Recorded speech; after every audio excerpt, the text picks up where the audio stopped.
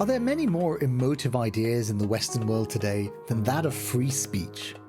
In the minds of many, it's seen as the most hard-won of privileges, the foundation of so much else. It's a concept the United States holds dear, and I believe many in the West believe separates them from the rest. But for all that free speech seems to be a recurring theme of modern political discourse, I'm increasingly convinced that it's a concept that's now impossible to objectively isolate, to define in a satisfactory manner that is separated from daily politics. I think it's an idea that's now completely inseparable from politics. Ideas about the function of free speech, whom it's meant to serve, when it's been infringed, when a person has been cancelled unjustly for their views. I think all of that now comes down to your political beliefs. If you think about some of the issues that are currently roiling the political landscape, what can be said on Twitter, what can be said on university campuses, what can be said about gender, even, most especially, what can be said about the war in Gaza, these are all framed as free speech issues, but they are really about politics. The Princeton academic Fara Dabhoiwala recently published a book, What is Free Speech? The History of a Dangerous Idea, that looks to situate free speech in its historical context. Fara is a historian and puts the genesis of our modern interpretations of free speech at around 300 years ago, and describes the core fault line of the free speech debate thus: should free speech be an absolute, an idea not without its issues, as you'll hear us discuss in the interview?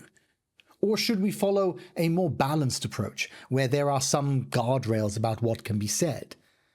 An idea, it will immediately have occurred to our listeners, that begs the question, well, who decides where the guardrails are? This is such an important topic, and also a fascinating one.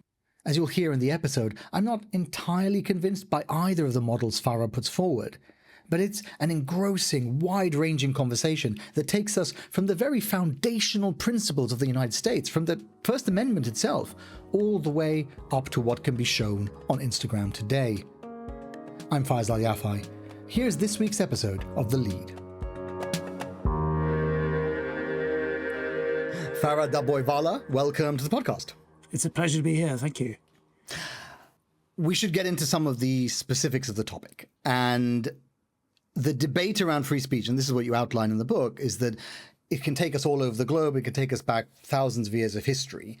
I thought, because we're trying to narrow it down for us and for the audience, I thought we'd try and focus on the US, because that's kind of where a lot of these intellectual debates around free speech meet some of the real world issues that they affect. But before we get there, we do need some of the history. You were saying to me just before we started that, like with a lot of these topics, you have to go back to the history. And I think it's worth just outlining these two conflicting models of free speech that you talk about in the book. Sure. And then we'll get a sense of what these models are like and where we are now currently. Yeah. Well, I'd be happy to do that. I mean, I wrote the book partly out of my own experiences of censorship and puzzling over what freedom of speech really meant. We all agree on it being a fantastic ideal, but we're always fighting about what it really means within cultures and across cultures. Yeah. And I started working on it 10 years ago when I thought it was peak free speech, 2015. I thought, wow, I must really hurry up because soon this moment will be over. Yeah. And sadly, it's not over yet. But it's what made you think it was peak free speech at that point? It probably was the beginnings of the culture that we're now living through, the explosion of social media and problems around regulating speech online, the politics of the United States in the run-up to the 2016 election.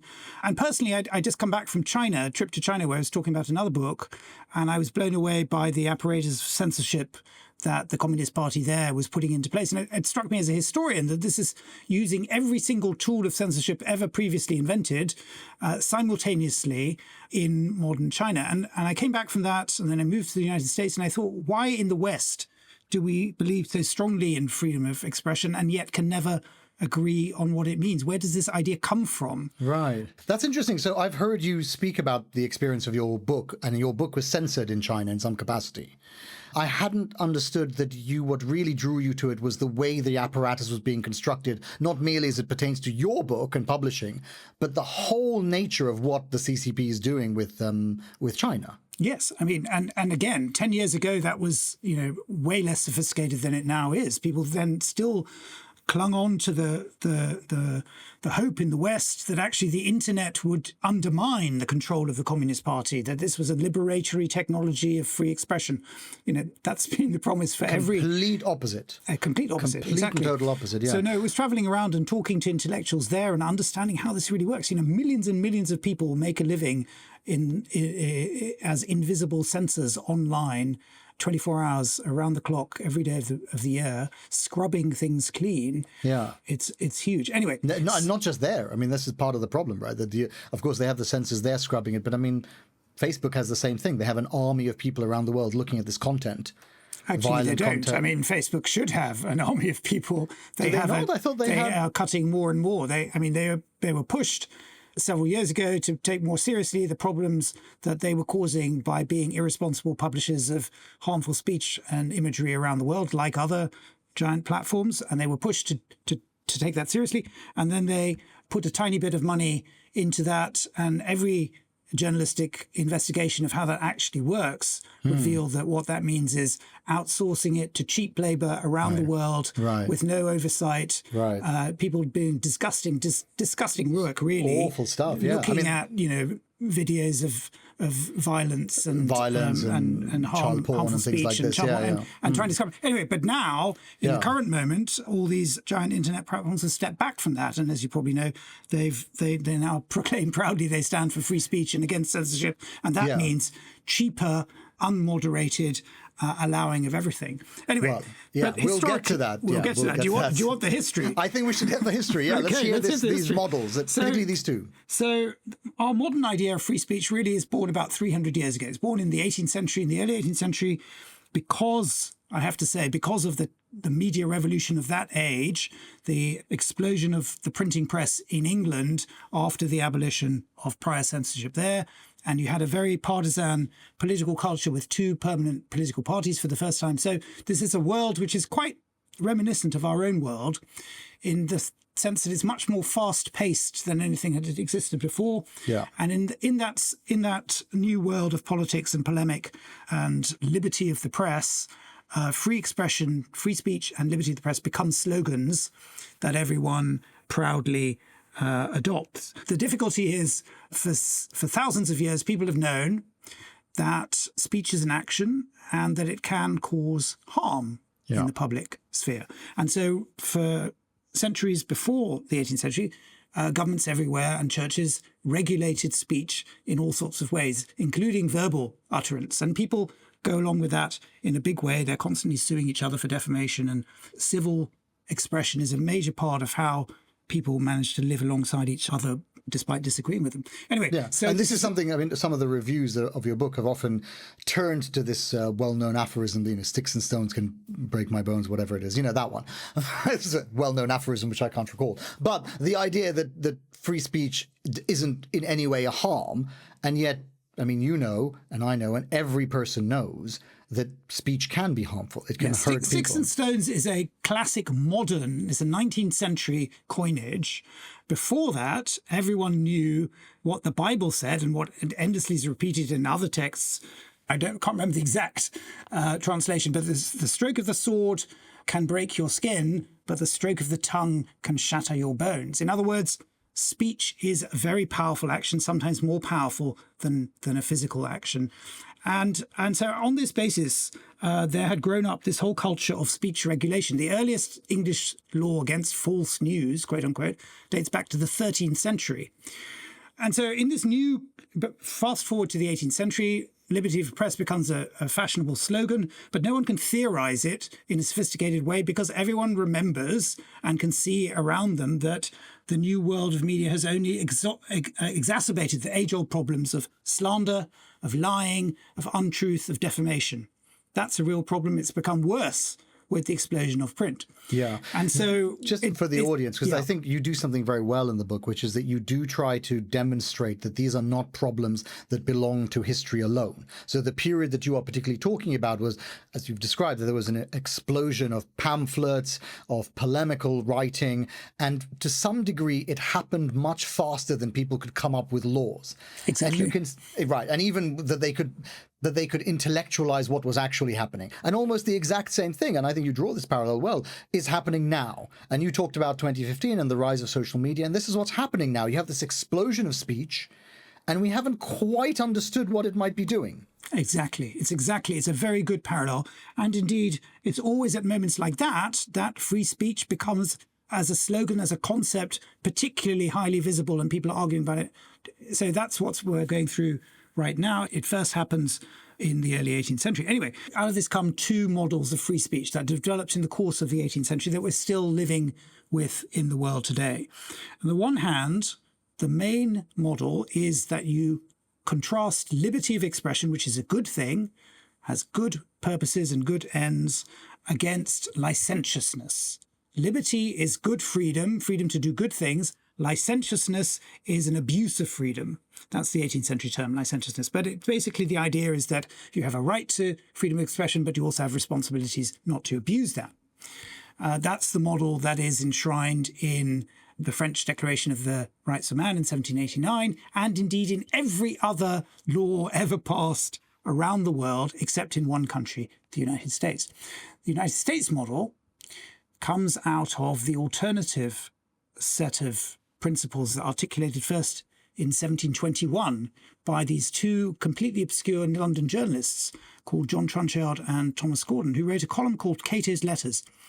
And they put forward all these kind of easily digestible ideas about religious liberty and political liberty and how we should all live in a modern world that are all derived from other thinkers. Like they're doing kind of easily digestible Locke and Machiavelli and the rest of it. But they also insert this very original, completely new set of essays about freedom of expression, which they put forward as basically an absolute right. They say freedom of expression is the most foundational freedom of all.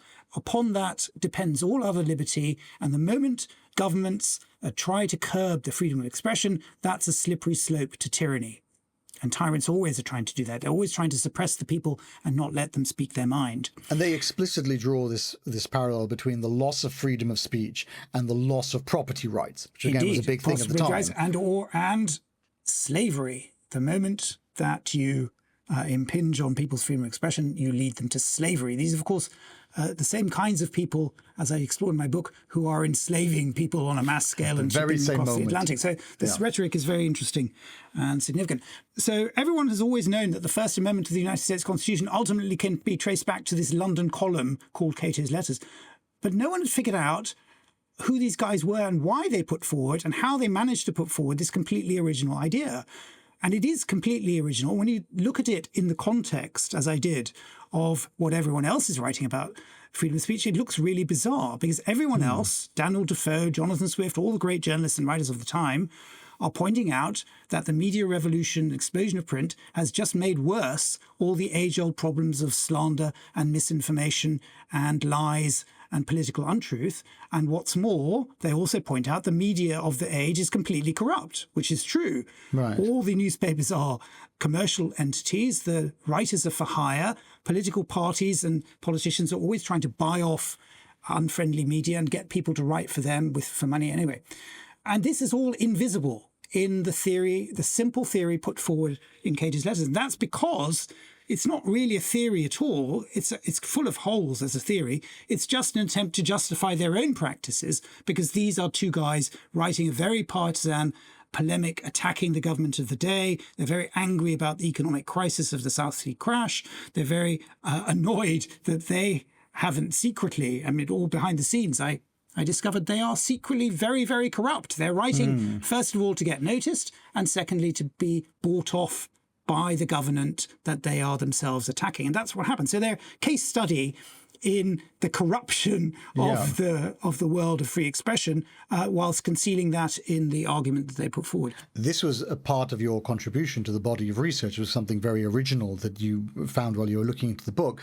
Part of the reason that you are interested in that aspect of it is that you think the US, but we're thinking about how it pertains to the modern world, has looked at this absolutist model and taken it too seriously. And you think that it's a good idea to understand how it came about, and that perhaps some of the people putting forward those ideas in Cato's letters were doing so for their own interests and not because of any real underlying philosophy. Yeah, there are two reasons why it's important to understand the history of the First Amendment. And by that, I don't mean what's conventionally done is people just read the judgments of the Supreme Court in free speech cases and think that's a coherent history. That's not really real history. That's what lawyers do.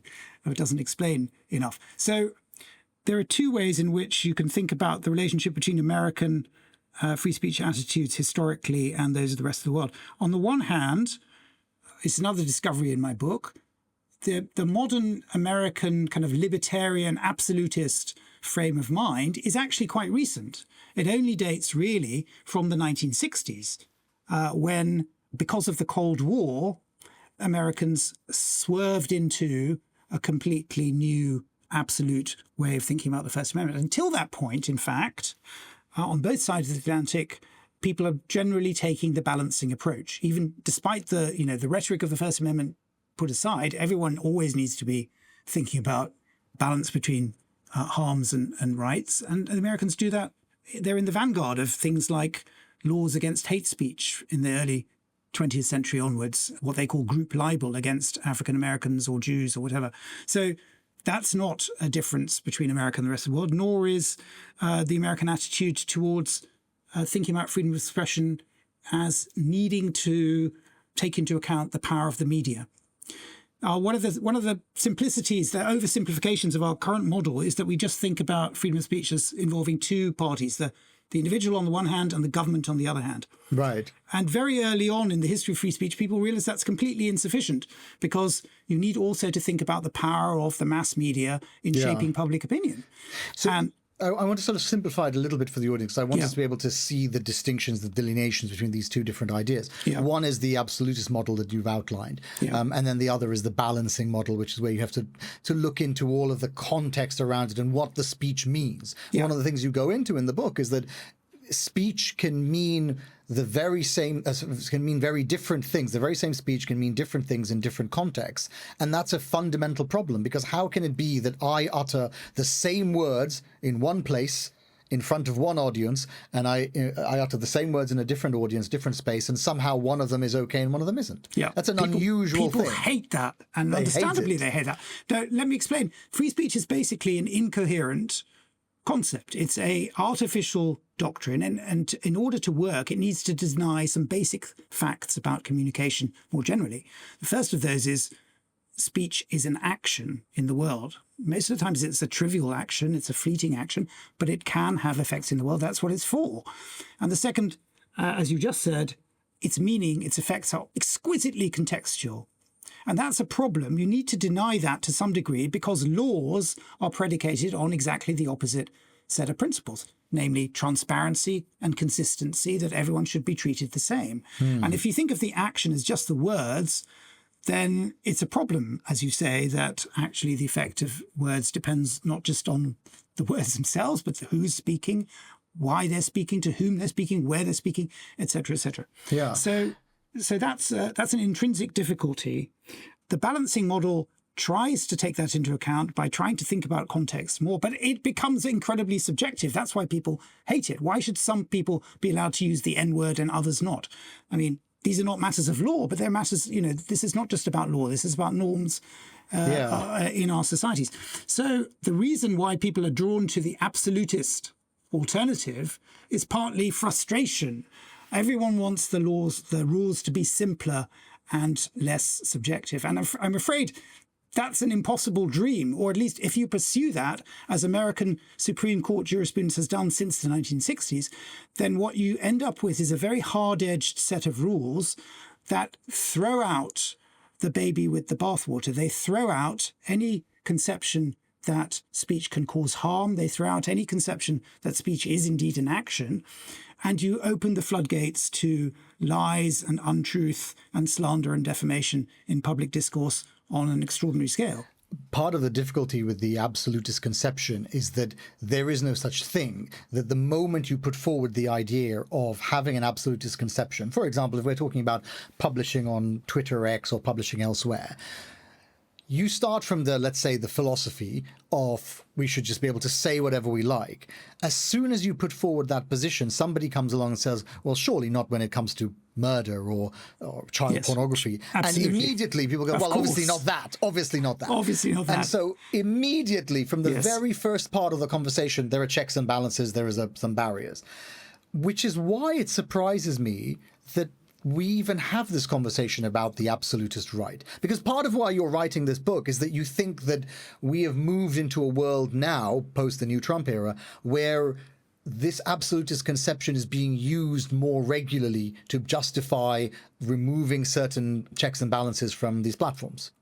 I think the most worrying thing is that, so first of all, as I said earlier, until the 1960s, Americans, like everyone else in the world, were acutely concerned with trying to regulate the power of the mass media for the public good. Yeah. And out of that come all sorts of experiments with public broadcasting, with regulating the airwaves, with how which companies can't own a certain monopolies, amount. That kind of thing. Mm-hmm. And the Americans do that like everyone else. And indeed, by the 1940s, most American theorists of free speech are saying things like the real question is no longer about individuals and governments, it's about the mass media, how to control them. And there's a moment at which the Supreme Court and American theorists look to impose real binding rules on the mass media. And they shy away from that, but out of that comes the idea that the mass media should take responsibility. And so the post-war era in America is the one which newspapers and publishers and broadcasters start thinking about their public responsibilities and training them to be themselves to be professional, fact-checking, etc., etc. Yeah. Because you don't want to be just spreading untruth. What an incredibly quaint idea. It is a quaint idea. But the problem is that every medium that has come along since the age of print has been treated to that degree of public concern and attempt to make sure that it doesn't harm the public good. Until the 1990s, the moment at which the American laws for the internet are put into place, which happens to be the peak moment of free market triumphalism, because the communists' experiment has failed. Everyone thinks liberal free markets will solve everything. And so the law of the internet that's established in the United States at that moment says explicitly two things about media platforms online. On the one hand, they may censor as much as they like what anyone posts through them. On the other hand, they have absolutely no responsibility legally for anything that's posted online. And that's a terrible model. I can understand intellectually why in the 1990s it might have made sense. But now, when all of our discourse, not just social media, but our politics, everything is dominated by these greedy corporate entities, it gives them carte blanche to behave irresponsibly, because any kind of regulation costs them money, is messy, is difficult. So they wrap themselves in the platitudes of modern American absolutist free speech jargon and claim that they stand for free speech. And this is a problem that they're exporting around the world. You're very worried about this aspect of the modern world now. You think, this is a quote from your book, that never before in history have there been media channels with such an extraordinary grasp on human attention or with such global reach and a financial clout. And you're concerned that now, in particular in this second wave of Trump, you're concerned that with the takeover of Musk of Twitter, Meta, Facebook, Instagram are removing some of their policies around content moderation. You think that there has been and there will be an explosion of negative speech, unhelpful speech, hateful speech, because these content moderation have been removed, and you think that it's all going to be justified by reference to this free speech idea? It already is. The particular danger with this is, at the moment, that there's a combination of the self-interest of American corporations in not spending any money or effort on moderating speech, on the one hand, and their embrace by right-wing demagogues around the world who, use these platforms to spread untruth and lies and hateful speech as much as they like.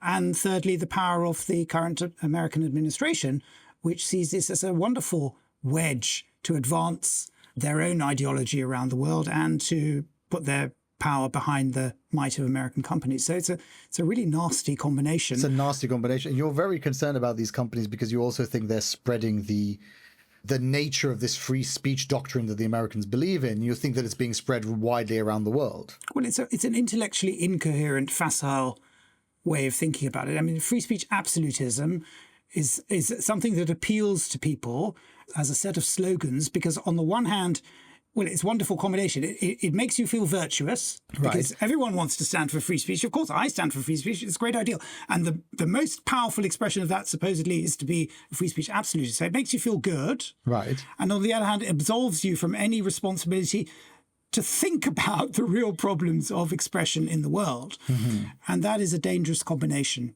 I mean, free speech means many, many different things. That's another thing we lose in our current simplistic shouting about it. Free speech, for example, is very important in art and in literature. Freedom of expression for the artist, for the writer, is a really powerful and important thing. It's different from the importance of free expression in the political sphere. And that is because the ends are different, the aims are different. Freedom of artistic expression has really nothing to do with truth in a literal sense.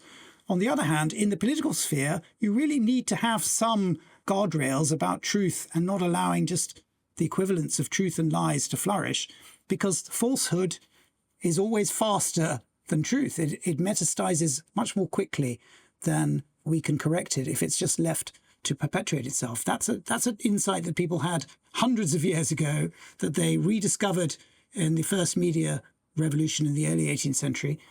And we're living with the consequences of not paying attention to it, or indeed not treating. The simplest way of putting it is we need to treat online discourse and the publishers of online discourse in the same way as we've always treated other kinds of mass media publishers. That's to say, they have responsibilities. They are publishers. Right, that they have these responsibilities. They can't just abdicate them in the name of some sort of opinion of what free speech should be.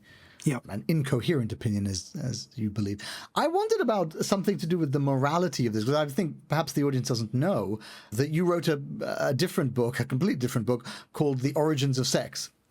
And I wondered if it's noticeable to you that the morality of American publications, by which I mean, online publications like Twitter and X and Instagram, they're much more concerned with American mores around nudity and sex than they are with violence. It's really extraordinary, yes. And I think that it's partly about the technology. I think it's much easier to train your algorithm to spot a pair of breasts and to remove it from the feed than it is to train your algorithm to understand the nuance of human communication in text, in words, which is absolutely the most tricky thing of all.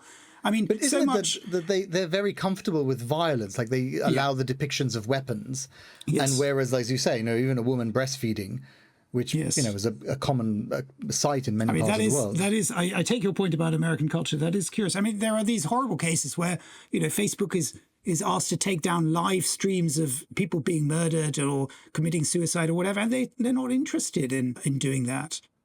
I wanted to get to some of the more contentious aspect of it, because it's not just the morality of the big platforms that seem to follow these American models. It's also that they follow American politics. And I'm thinking particularly about the context of the Gaza war currently, where so much of the content moderation in that context it follows American political ideals.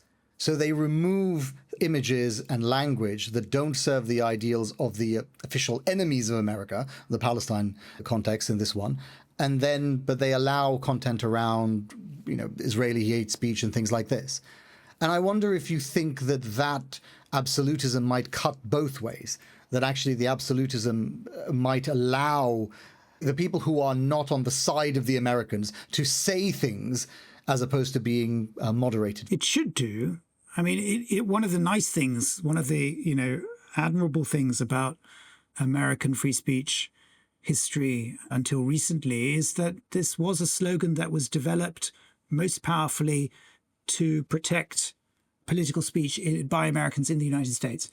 But it's not a surprise to me as a historian to find that in the present moment, exactly the same kinds of people who proclaim themselves to be free speech absolutists are censoring wildly the speech of people who stand for the people of Palestine or who want to speak out about global warming and climate crisis. For example, endless things. So, I mean, it is a weaponized slogan. It always has been. That's not surprising. I think the kernel of truth in what you're saying is that people, it is also a wonderful slogan that people have used and should use to empower themselves to speak out for their own cause or for the cause of those who are otherwise being silenced. Yes, that's why we all believe in free speech. It is a noble ideal. And it has always, although been weaponized by the powerful, also been appropriated by the less powerful. By the less powerful. I think I was trying to think through about this absolutist balance distinction. And so you have an understanding of both sides of this political context across the Atlantic. And I was thinking that whenever there is a suggestion that we need to move towards the absolutist model, we need to have more freedom in what people can say, there is a counter argument that, well, actually, you need to have much more of a balanced model. You need to be more amenable to the various communities and stakeholders in the society. But I wonder if in the UK context, which has a balanced model, which is very keen on this balanced model, I wonder if what you see right now is that the balanced model is just so easy for the particular political parties to... Absolutely. I mean, the basic point is it's an incoherent concept. We're never going to be able to find good rules, and that's a real problem. And so the history of free speech is full of examples, horrible examples, of how the balance model is equally flawed, or flawed in different ways that are equally obvious, because it's so subjective and it is all equally open to weaponization. And so you see this at the moment. But there's a more basic... You see that in the UK, there's no culture that I think has a very good set of laws in practice. Yeah. At the moment, the UK is terrible at the moment for ways... And the do you have some examples for the audience of what you're thinking of when you say the UK is terrible? Well, the difficulty with having laws that prescribe particular kinds of expression is that then people start testing those laws, understandably, and then you end up with ridiculous kinds of prosecution. And so one thing is I haven't followed the ins and outs of this, but there was a Palestine Action, I think is the name of it, a group that was prescribed legally in England. You may not now support Palestine Action publicly. Right. That's a crime. That's deeply problematic because, of course, on two fronts. One is, what does it mean to support it? And we've seen all sorts of examples in recent days, I think, of people being harassed and even arrested, supposedly for supporting Palestine Action. But the other is the more basic point. Once you have a law, the people implementing it will not necessarily always be the most careful and the most cautious.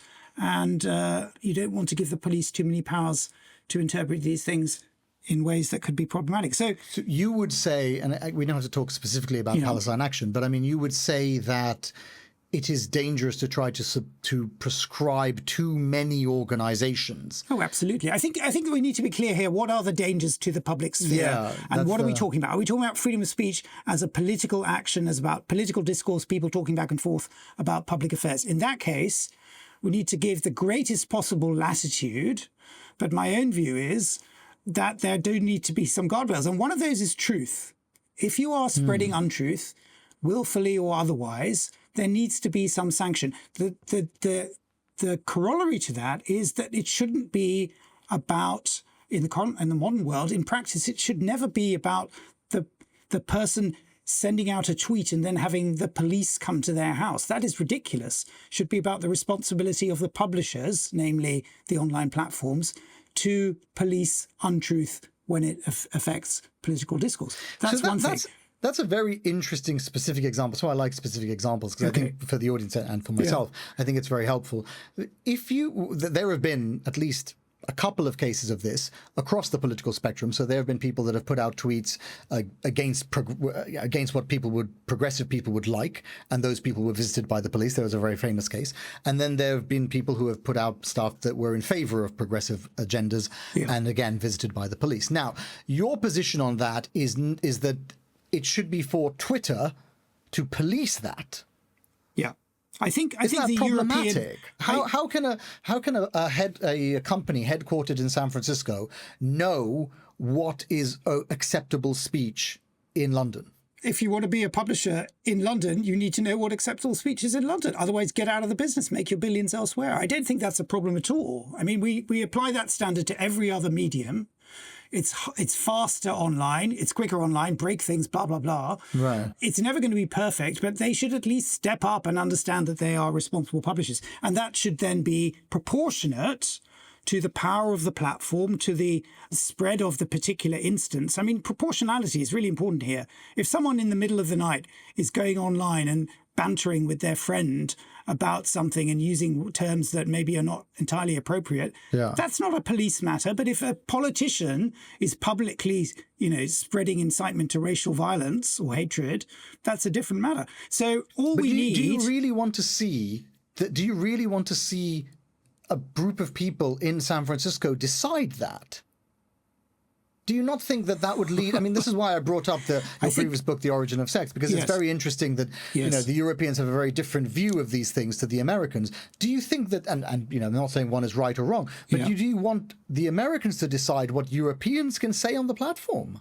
I mean, ultimately, these are commercial platforms. That's the world in which we found ourselves, that public discourse is dominated by commercial American platforms. That's a problem for the reasons that you're gesturing to. Right. But, I don't have the solution to that. But I do think if that's the case, those platforms need to be held to account according to the standards of the places they operate. Otherwise, they can't operate there. The European legislation, problematic though it undoubtedly is in several ways, is, I think, the best stab so far, if it can be enforced, at trying to get a handle on this, which is all you do is you say to any platform, what are your policies about moderation and how are you enforcing them? And please show us that you're doing so consistently and transparently. And the bigger your platform is, the more you need to show us that you are behaving responsibly. I think that is a good starting point.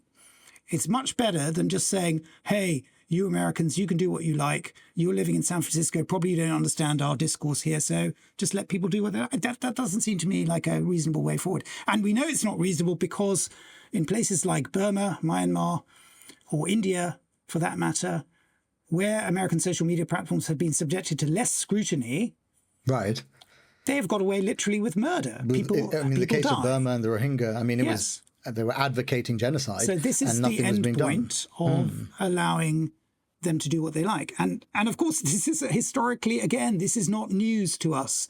We know that allowing the spread of defamation and slander against individuals is ruinous to their public reputation. We know that the spread of untruth in the political sphere is very damaging to the health of democratic politics. We know that group libel, that, racist speech or dehumanizing speech can lead to real violence. And it has done so time and time again throughout history. That's why people in the past were so concerned about these things. We should continue to be concerned about them. The last time that people really put effort into regulating all this was in the aftermath of the Second World War. And they were very, very concerned and conscious about what had just happened in Nazi Germany. And they were very conscious of some of them were very conscious of race relations in the United States and the spread of white supremacist language and propaganda there. Do you think we've forgotten some of the lessons of that period? We totally have. It's a matter of historical memory that now the Holocaust has receded so much into the past that it's no longer an urgent concern, that we should, make sure that the public sphere has some boundaries and guardrails that don't allow demagogues to just take over. I want us to move on a bit because I know we're a bit pressed for time. I want to talk about power and the way that the idea of free speech overlaps with power. Now, of course, you can't, when you're thinking about the idea of who gets to speak and who gets sanctioned for speaking, you can't distinguish the nature of government power from the free speech. I mean, there are always these power structures. I guess I wanted to put forward this slightly provocative theory that free speech is really only a function of the exercise of power. I mean, I saw a part of this reflected in your book where you talk about British India and the way that the British in India were trying to police speech, in a country that they were beginning to control. I feel like, well, what do you think of the idea that free speech is a function of power? It is. It is. A function of the it's not a exercise of function power, of power, but it kind of, free speech is a slogan. It's a kind. It always has a shape. This is one way of putting it. You know, we know that when we look around the world and we look at censorship, we see that censorship is different in different times and places. We see it has a shape, right? It can mean this or it can mean that. We tend to think of free speech in different ways. We tend to think of free speech as the natural thing that emerges if you just take away censorship. Right. That's not true. It's exactly like censorship. It has a shape. It always has to do with not just the expression, but who is speaking, why they're allowed to speak, who is allowed to speak, etc., etc. And that aggregates towards power. It's easier for the more powerful in the world today, as it has been throughout history, right, to make themselves heard, and it's easy for them to silence others. And they decide what is acceptable, what are the consequences of speaking. Yes, I mean, the speech, let me just mansplain to you that the speech of women has always been less highly visible in the public sphere and more denigrated by men. This is a wonderful feature of early free speech debates in the 18th century that I came across. You know, women at the time are very powerfully present in the public sphere, and yet theories of free speech always try to exclude them, as in women are part of the private sphere, the public sphere is all about men. And when you look at female writers and poets and philosophers, they are always complaining about their freedom of speech being taken away, that they're being silenced by men, that men are always trying to impose their own strictures on women. But that's also an example of how the concept, the slogan of free speech, can be reappropriated by women, by slaves, by natives, and it has been throughout history. Now, the earliest movement for political rights for women comes out of female abolitionists in the 19th century being told that they didn't have the right to speak to men on an equal basis, that they shouldn't be part of the councils of the abolitionist movement. And that provoked them to think about their own rights and to think of that as primarily not about the vote or the franchise, but more basically about the right to speak freely to the public on matters of common concern. But even if you accept the idea that free speech and the exercise of power are linked, but you still think that there needs to be some sort of balancing, and you think that the balancing has to be done by the very institutions that are determined to stop people speaking. No, I think... I mean, you mentioned the European Union, so these are state-level... a sophisticated model. You know, in the 1930s and 40s, people thought about this a lot. In fact, for the previous century as well, they thought about it a lot. And we've just lost those insights more recently. But a lot of our practice still flows from what was developed then. Out of that came things like public broadcasting. If you think about free speech as requiring thought about the media as well as the individual and the state, and you think about free speech as being something that's valuable not just to individuals but to the public good, for example, in allowing truthful political, equal political debate, discourse, a good public sphere, then you might need things like channels of communication that aren't based on profit. And you might need regulation of monopoly media practices and things like that. So there are all sorts of practices that also, in an ideal world, have and should be developed at an arm's length from partisan politics, for example. So you could have regulatory bodies that aren't able to be swayed by which government has now got power or has gone out of power. And these things are tricky, but what you need is layers of oversight so that you don't either leave everything to partisan government power or to commercial capitalist corporate power. Those are the things we need to avoid. But equally, you wouldn't want some sort of populism to reign. You wouldn't want people, the public, to decide what is acceptable and what isn't acceptable. Instead of letting the politicians do it or letting the corporations do it, you would. Well, I mean, I'm kind of joking about it. You're getting very philosophical now. Well, now we're down to democratic politics and how it should work. But in a sense, that is how we all regulate our own speech in normal public sphere. Yeah. Like if you work in an office, there are certain things which certain jokes you might think are acceptable and certain jokes you might think are not acceptable. Absolutely. So we have a lot of experience as individuals of regulating speech. The same Yes. sort of thing that you might say during your football practice or your rugby practice is not something you would say in the boardroom the next day. Yeah. No, so why not allow the public to regulate things? Why not allow the public to say, we don't think it's acceptable. No, that is just a joke. No, that's all right. That was the right context. Why don't you do that? I don't think that's necessarily a bad idea, but I challenge you to put it into practice. That's the difficulty. But I mean, the broader point you make is one I absolutely... How do I become the theorist on this conversation? No, this is a really important point that I bring out in the book as well, which is we all, as social animals, have a very exquisitely well-developed sense of speech norms and rules and regulations. Yeah. Right? We're always moderating what we say or how we say it, depending on who we're speaking to and where and what, whatever. Okay. Right. So that's one point. The second point is a lot of free speech clashes, so-called, are actually, if you look at it deeply, matters of miscommunication. Someone didn't quite read the room properly. They said something that other people took offense at or whatever, and they didn't mean to. It's miscommunication. Jokes are a great example of this, right? A bad joke, terrible. But it doesn't mean we should, have rules about jokes. It's just it's exquisitely situational, and you might do this face to face, or you might do it in a large group. Now, the third point is online discourse is different in various ways, and there's been lots and lots of evidence of this. One way is that people feel much less inhibited online. They're anonymous. They say things online that they would never say to another person face to face. That's a problem with online discourse. That's a big problem, actually. That's a big problem, yes. And then the second problem with online discourse is the scale can be really massive, right? So we can have these giant pylons on individuals. That again is new. So we need to have ways of recognizing that at the outset, and then maybe trying to deal with it. And the final point that I would make is that laws are very, very clumsy, and ultimately they're clumsy instruments for dealing with speech, because all that nuance that we've just been talking about cannot be encoded in law. And so that one of the problems with laws is that you should have as few laws as possible. Right. And then, because once you have one, you're always going to have people pushing back against it and testing the boundaries, and then you're going to end up with cases that seem inconsistent or cases that seem unfair. Yeah. And then people can wrap themselves in the cloak of free speech and claim that they are free speech warriors and they're being censored, because those slogans are timelessly weaponized and useful.